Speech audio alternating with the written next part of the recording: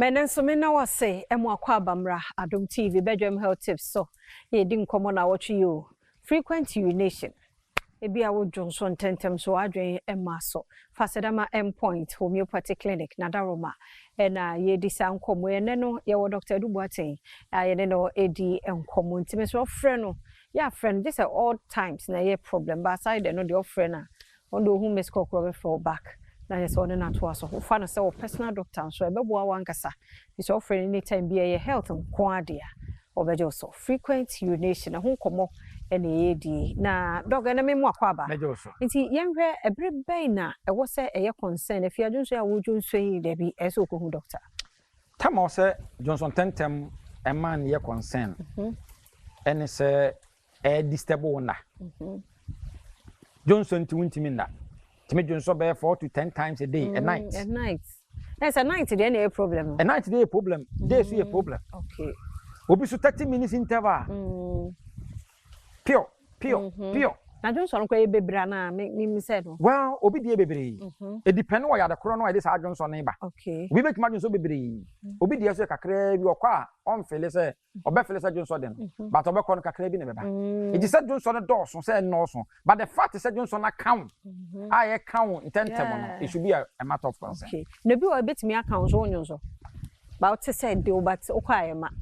Well, and also do that stage so you need to find out. The entire Johnson what is a Johnson de now be kona Johnson number. Okay. You do that stage now and also find out. And also okay. Johnson account now ko Johnson na afi odu enko afi oti yaw e wo ba mu.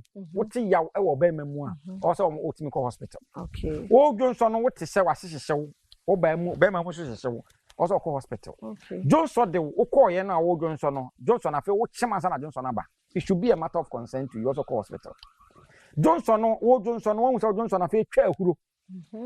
Sent no if Johnson no ba na no den highly offensive. Also Rashiko hospital. Johnson dey will be na wan twamika anko washroom a. Oba Johnson ase na ho. There's such a person you need to go to hospital fast. Johnson tino obi o wa affect no the sexual performances, the sexual life. What in the yirishia no akro fele so Oba Johnson. Tinama ne ho ajojo obekọ Johnson be ba na afi ajojo Johnson de now Johnson tentem afi de wu so secret it should be a matter of concern to you. Okay. Johnson de wo no se obi ha wo didi won so wo didi pass so ofon Johnson de waya ase etimi ye wo ya also it should be a matter of concern. No conditions be etimi de sa Johnson problem iba na yeah condition ni bi ene te say diabetes. Johnson tentem. Prostate conditions. Johnson tentem. Infections. Johnson tentem. Cystitis. Obi your bladder are inflamed. Johnson tentem. Obi one the side effect of medication. Johnson tentem. Obi your kidney infection and our kidney conditions in bi ho and also Johnson tentem. So anything so biane at the property and our lifestyle be woni pa no so. Johnson tentem.